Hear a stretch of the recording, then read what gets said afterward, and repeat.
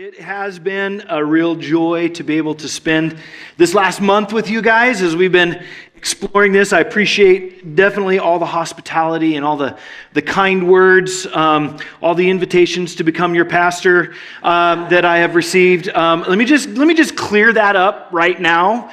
No.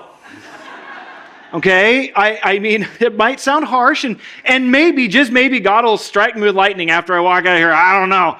But God has called me to preach, not to pastor, right? And that's the calling on my life. And I know that. God has me called in many different areas of my life. And coming in and filling the pulpit in need is one of the greatest joys of my life. It's just a blast. You guys have been so much fun. I appreciate the Hibbs family and their hospitality over the past couple weeks, inviting me, Carrie and I, to dinner and stuff. I've been spending a lot of time with Kenny Hibbs. I told you, God was like, spending a lot of time with Kenny Hibbs recently, and the guy's got an influence on me. In fact, when I got up this morning and I started to get dressed just kind of absent-mindedly, I pulled on my khaki shorts, my button down, put on my sandals without socks, took my glasses and just kind of put them right here, and I walked out, and Carrie's like, what are you doing? Says, I'm going to church. She says, like that? I said, well, Kenny does. It's always actually been a secret dream, passion of mine to be able to preach in shorts. I haven't quite not got the gumption to do it yet, but I don't know, maybe one of these days that'd be good. He also cost me $50. We went to his place for lunch, and he's got this I don't know, it's the coolest thing I've ever seen. It's an air pump like gun that shoots salt to kill flies. Right? It's called the Bug Assault. ASALT, right? Literally, it's like it pumps a thing full of air and it just destroys flies. And I get the intention, right? Inside the house, they're a little bit annoying. But once I had fully rid every fly out of the inside of our house, and then had to sweep up all their corpses and all the salt that's left behind, I took it outside. I was a big game hunter, man. Going after the flies outside the house in the evening time, that thing is righteous amount of fun. It was a blast. But anyway, I say all that just to say thank you. It has been a real joy to spend this last month with you as we have taken a look at the concept of what it means to lament and learn and go through. And again, I always like to do this because I want to remind you, remember, this is not something that I'm an expert in. This is not something that I've been doing and practicing my entire life. This is not something that I know all the ins and outs about it. I'm learning this along with you as I have recently in my own life discovered what it means to lament and how I can use this as an opportunity to speak to God through the pain that I experience in my life. And it's been awesome to be able to teach that as I have been learning it with you. We go over the last few weeks, in the last 3 weeks that we spent together, we learned this, that lament is a prayer in pain that leads to trust. That's the whole goal of lament, is how do I speak to God through the pain of life in a way that I develop and grow deeper in my relationship with Him rather than the abandonment of it. Because I believe sometimes the pain of life becomes more than we can bear in our lives. And it is, boy, there is just something that's going on back here. There we go. That is just sometimes become too much to bear. And if we don't know and we don't understand why does God have us going through these difficult times in our lives, then I believe there's a very real danger in our lives that it can lead to mistrust. It can lead to unfaithfulness. It can lead to a disbelief in God because we feel like we shouldn't be having to experience this incredible amount of pain. And boy, does our lives bring us a lot of pain sometimes. Sometimes we cry out more than I can bear, cry out. So lamenting is a way that we're learning to speak to God through the pain that leads us to trust. And in week 1, we saw that what we have to do when these times of pain come, we have to turn to prayer. If we turn to those around us, if we turn to those that want to hear our complaints, if we turn to just inside of ourselves, we're not going to get what we need to out of this. We have to turn to prayer. We have to make sure that we address God with our concerns. Then we went to week 2 and we learned that when the pain that I'm experiencing in my life is not lining up with the goodness that I know of God, that I can have the right to come before Him and complain about that and bring that up to God. And say, God, I know you to be faithful. I know you to be just. I know you to be kind in all situations. But that's not what I'm experiencing right now. What's going on? You can complain. You can have these hard conversations with God, and it's not sin. It's not something we have to worry about. It's not saying that we're faithless or we're losing our faith if we complain a little bit to God, because we know how it should be. Then last week, we talked about asking. After we complain a little bit, don't get stuck. Don't stay in the complaint land.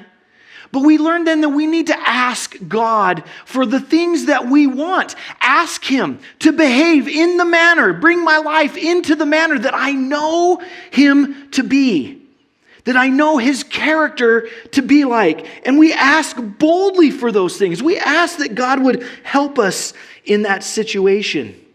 We also learned and talked last week about this point in this concept of lament at which I have to stop just saying it like it is and I have to move forward, right? That's that asking time. It's when I'm going to take that step forward towards trust.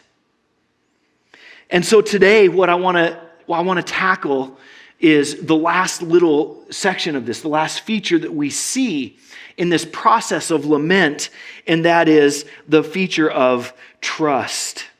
We're going to be in Psalms 13 today. We've taken a look at a different psalm each week as we've been through here. And we're going to close out with a great one. Later on, through our time together, I'm going to be able to read all the way through Psalms 13. But since how we're focused on trust, let's go to the foundation of our lesson today. Psalms 13, verses 5 and 6. And if you look in your Bibles, and it says there, "But I trust in your unfailing love. My heart rejoices in your salvation. I will sing to the Lord, for He has been good to me." Guys, we're reaching the end of our journey together. And as I said already, I want to remember that lament is a prayer in pain that ultimately leads towards trust. This is the culmination of our time together and this series. We talked about pain and suffering. Suffering that we have in our life refines what we trust in and how we trust it. Let's land here for just a hot second, right? Suffering refines what we trust in and how we trust it. When we go through hard times, right, it makes us question, what am I believing in? Right? I mean, let's take the simplest matter. I'm going to sit in a chair, and I go to sit in this chair, and it collapses underneath me. I fall down, I hit my head, I get a concussion, or whatever. Right? I'm suffering a little bit here. I'm going to be taking a serious look at if I trust any chair that I'm going to be sitting in the future. Right? The next time I come up to a chair that's just sitting on stage, I'm not just going to blindly like, whaba, let's have a seat, kapow, right? Because I've lost that faith. I might, pick it up, examine it a little bit, slam it on the ground a little bit, make sure that it's there before I go. Suffering refines what we trust in. When I go through difficult times in life, suffering is going to refine, it's going to make me question, what am I trusting in and how am I trusting in it? Right?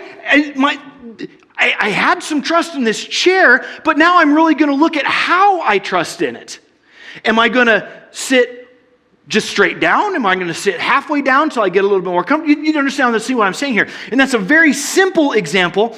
So I want you to now take that and apply it to suffering on a bigger scale, right? When I'm struggling with these situations in my life, asking God the whys, the hard questions, suffering is going to refine and make me look at what I'm trusting and how I'm trusting it. And the process of lament, the process of lament is learning how I'm going to trust in God, and to who am I going to trust in? In God. Right? That's the process that we go through. It's this refinement of our suffering. You see, trust is a choice. Trust is a choice. And it requires another step in the process that we've been learning. You know, we talked about how too many people can get stuck in this complaint mode, right? But I want you to understand something too. We can also get stuck in the ask. Right? I can sit here and move on from complaint, but I could sit here and get stuck in the ask mode too, constantly asking God, give me this, give me that, help me here, help me there. You know, you have to be able to move on from each of these steps. We can sometimes get constantly stuck asking God to do things for me. And I want you to know that trust that we're talking about today, trust is never developed in the staleness. Trust is never developed in the staleness. If your life is peachy keen, what do you have to trust in? Life's great. Right? Difficult times refine what we believe in, who we believe in, how we believe in it. It also gives us that opportunity to practice trusting things. If every chair I sat in held me every single time, I'd never have to worry about my relationship with that chair. If my life was so great all the time that hard things never came my way and I never had the opportunity to trust in God, I would never have a desire or a reason to have a relationship with God. So we have to know and understand that trust isn't developed in the stale of life. See, trust is a journey. It's more than a point in time that you arrive at. And if it were possible that every time I was in pain, then I turn, complain, I ask, and then I trust, and then it's over, right? That's not what life is. Trust is a journey. It's developed and refined through the different trials that we're going to encounter in our life. And I want you guys to understand this too. If when we're done, you go, okay, cool. So Jim's taught me how to lament. I'm going to go dun, and then all things will be great. It's not going to be that way either.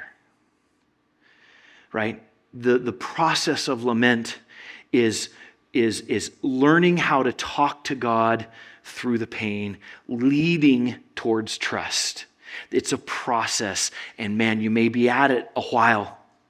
You may be at it multiple times.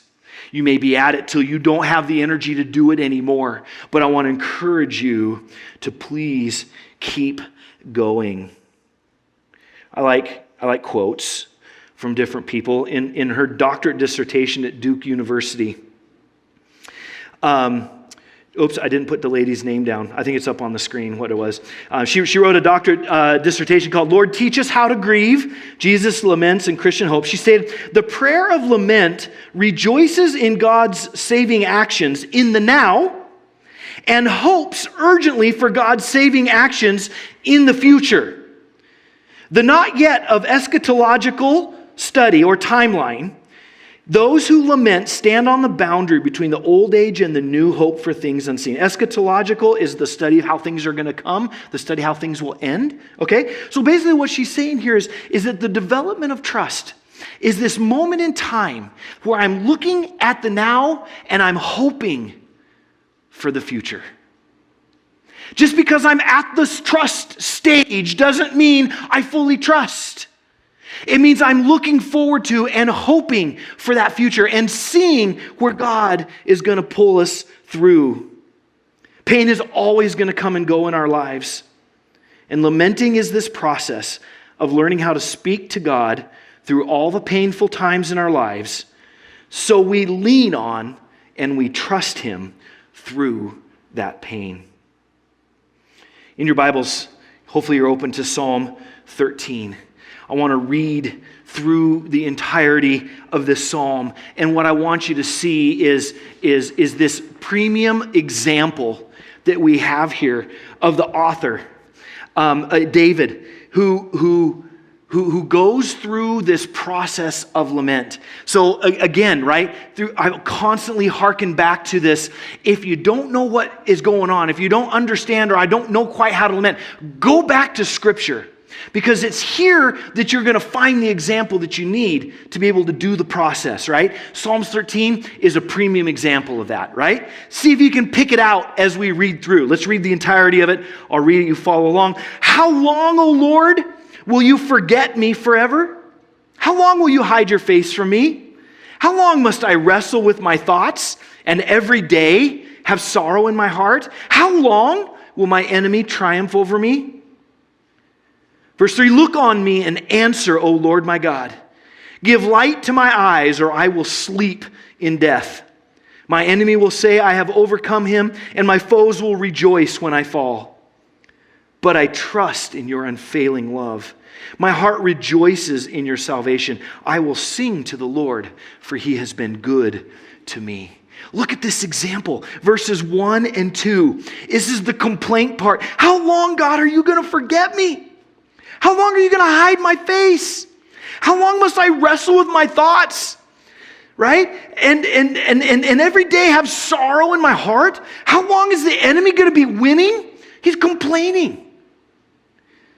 And then he asks, look on me, God, and answer. Give light to my eyes. Help me see, or I'm going to take this with me to the grave. My enemy will say, I have overcome him, and my foes will rejoice when I fall. And then verse 5, but I trust in your unfailing love. My heart rejoices in your salvation. I will sing to the Lord, for he has been good to me. This is a perfect example of what it means and looks like to lament in my pain and in my struggle. And again, I'm going to say it this way. This is a perfect example of what it looks like to talk to God through the pain in your life that leads to trust. So let's talk about trust. Let's dive into this a little bit and help us see if we can understand a little bit about what trust is and what it looks like. First off, I think trust is based on experience. Trust is based on experience, a prior encounter that you've had. I was willing to sit in this chair because I've had opportunities to sit in chairs before, and I've been successful, right? I've had experience with trust in the past. God has a history with you. It's the nature of your relationship with Him. It's the reason that you believe in Him. We all have an experience with God, and we need to remind ourselves with the reasons why God should be trusted. See, this is the way we all came to faith, isn't it? Right? I trusted first that the Bible was true. I trusted that forgiveness of my sins were possible. And then I believed and I was saved. That's the gospel of the good news of Jesus Christ. I believed that the Bible is true, that forgiveness is possible. Therefore, I believed and I was saved. So I have a history of God, with God. I don't leave trusting in the dust once I believe.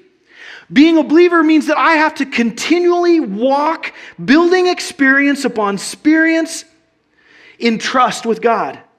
Past experiences are powerful examples that help us build trust and remember where we've been. Think back to David, right?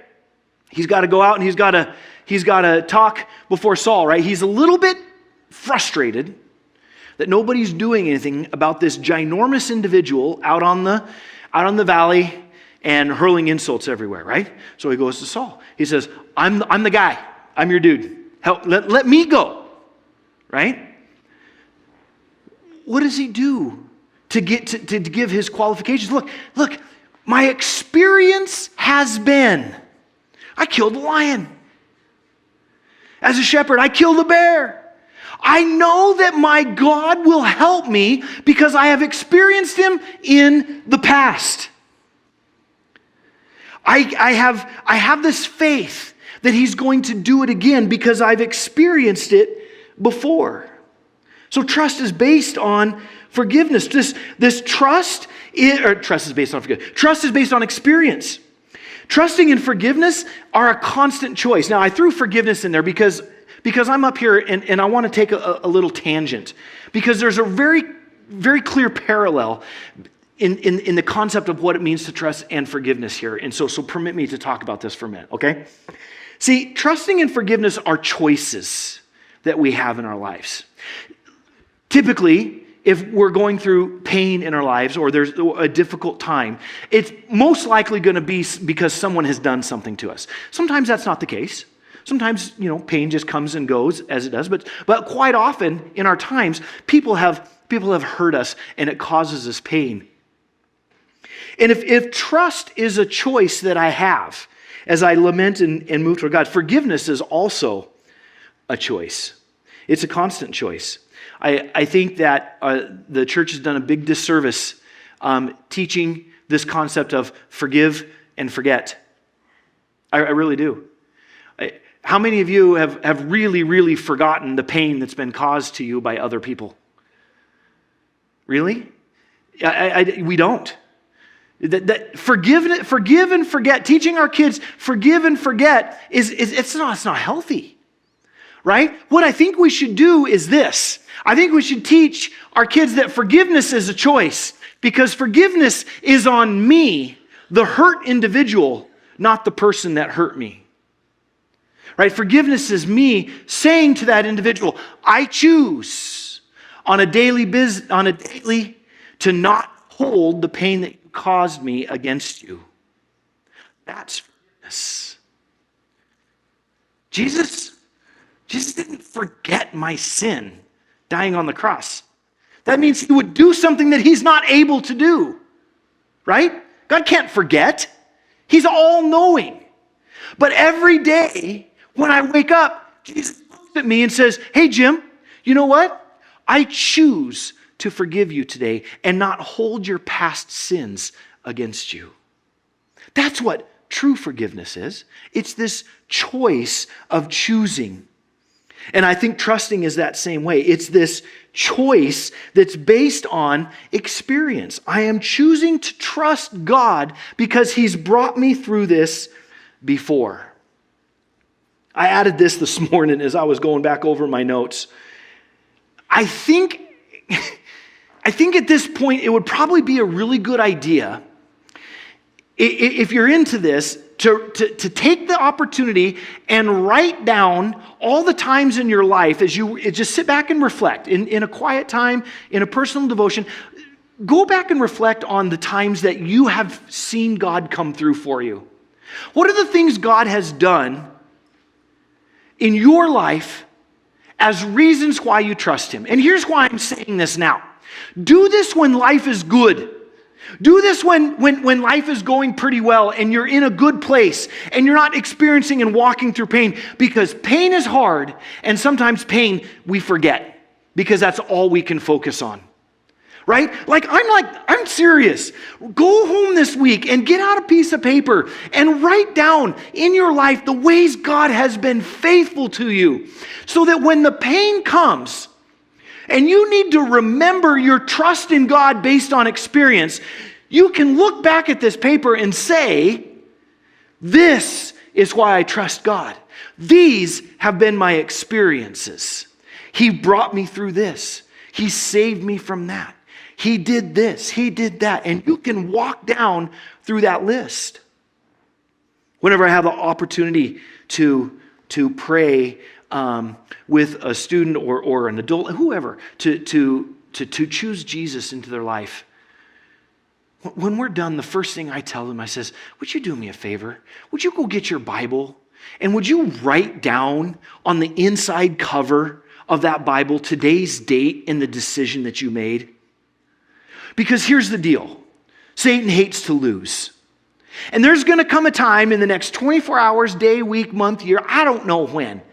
But Satan's going to come on the attack, man, and he's really going to make you question whether the choice you just made to give your life to Jesus was really real.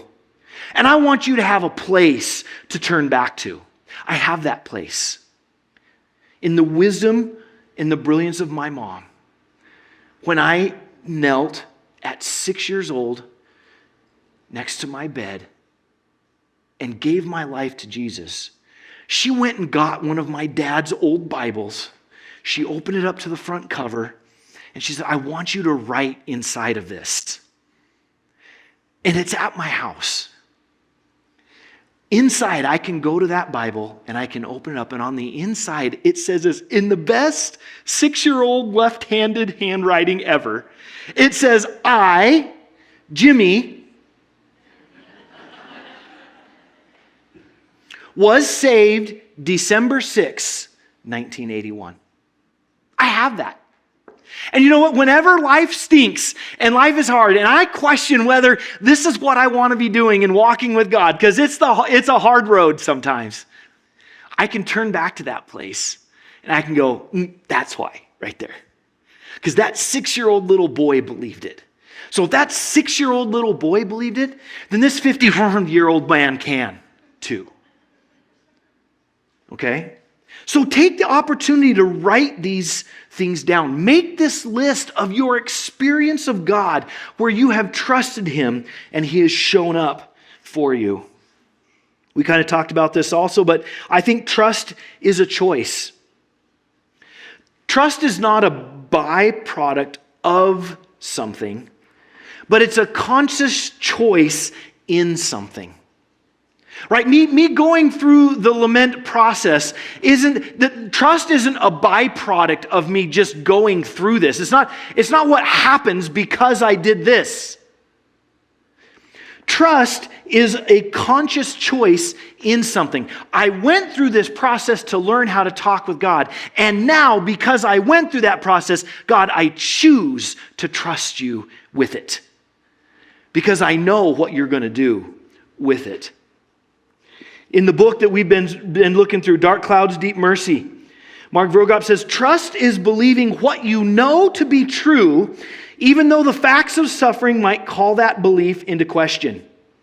Lament keeps us turning toward trust by giving us language to step into the wilderness between our painful reality and our hopeful belongings. Trust, ladies and gentlemen, is a choice. It's not a byproduct of what we do. Okay? It's a choice that we have. It's a choice in something. And I think, honestly, trust looks different based on the day or based on the circumstances that you're going through. Trust can look differently. See, some days, trust can look like these bold statements to God of what you know to be true about His character, right? Even in our Psalms, right? But I trust in, what's God's characteristic in that first line? Your unfailing love. What is this bold declaration of God's character? My heart rejoices in your salvation. God's character. I will sing to the Lord because He has been, what's His character? He's been good to me. See, trust looks sometimes like it's a bold declaration of what you know God's character to be, because the circumstances and the pain of life can sometimes muddy that character. Now, does that change God's character, who He is? Absolutely not. But does it muddy it in my eyes? Yes, it does.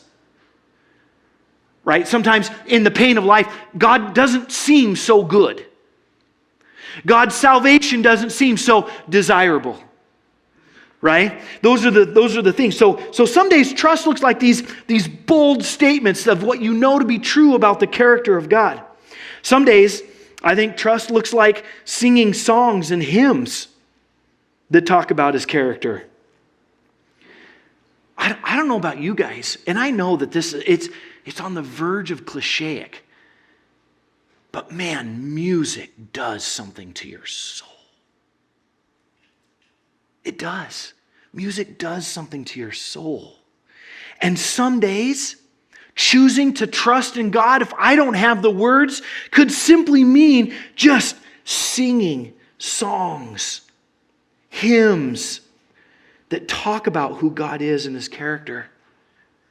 Music is, it's a salve sometimes to life's problems. It's a way to kind of escape, to kind of refocus our mind. Carrie, it's really funny, on the way out this morning, Carrie and I were having this conversation about music and what it can do. I've been running across on social media recently. There was an ad that came up that got me sucked in, stupid ads. But it just talked about this idea of how music can reset your mind. Okay, this was not coming from a faith-based perspective either. That's what makes it so I'm like, I know something you don't know about why this works, right? But they've come up with this type of music they call it the 8D music, 8-dimensional music. And what it does is the guy goes, hey, take your earbuds and put them in. I'm like, okay, because I'm all into it right now, right? I'm curious what's going on. So I put my earbuds in and I hit the play button and they're promoting this music and it rocks back and forth. It's really, really awesome. In your mind, you hear it in one ear and back in the other ear and forward and But I sat there and I was like, oh my goodness. The few seconds that I interacted with this, I was like, oh, this is awesome. Right? Music has the ability to do that. It has the ability to calm our soul. It can take us to a place where we can get outside of ourselves and our current problems. You know what I'm talking about, right? To my dad, this is gospel music. Right? Liberty Quartet type of stuff, right? To some of you, this may be hymns.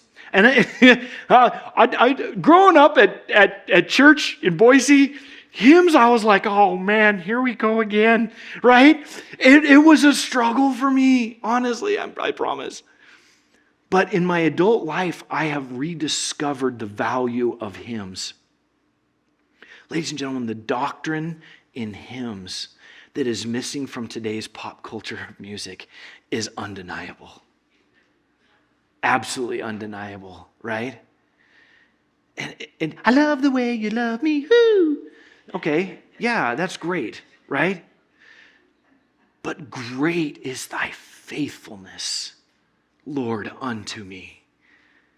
Morning by morning. Bite and chew into that. Just let it drip down your face.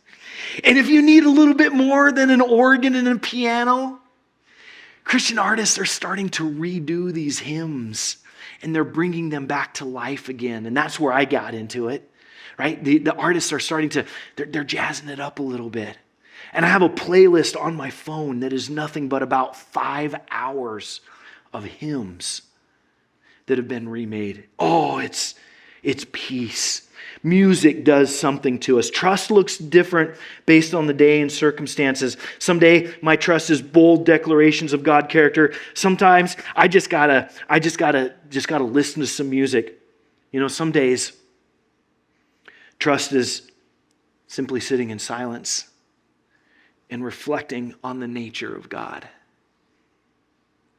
Psalm 46 says, be still, and know that I am God. That story in the Old Testament where God was talking to, I can't even remember who it was off the top of my head. It just went out the window. But, and so the prophet was expecting to go up on the mountain. He's expecting the big roar and the big thunder. And God didn't show up in the thunder, right? He's expecting an earthquake. God didn't show up in the earthquake. Well, how did God show up? God showed up in the silence and the stillness of his heart. So someday trust looks like, I just got to sit and be quiet and listen to what God is teaching me. Lament leads to trust. But the path is not always clear. It's not always straightforward. By turning to prayer, laying out our complaints, and boldly asking, we are brought by God to a place where we can grow and trust in Him. That's money in the bank right there. If you didn't get anything else out of what I've been talking about today, I want you to get this. This is the heart of it right here. Ready? Keep trusting in the one who keeps you trusting. God will be there for you.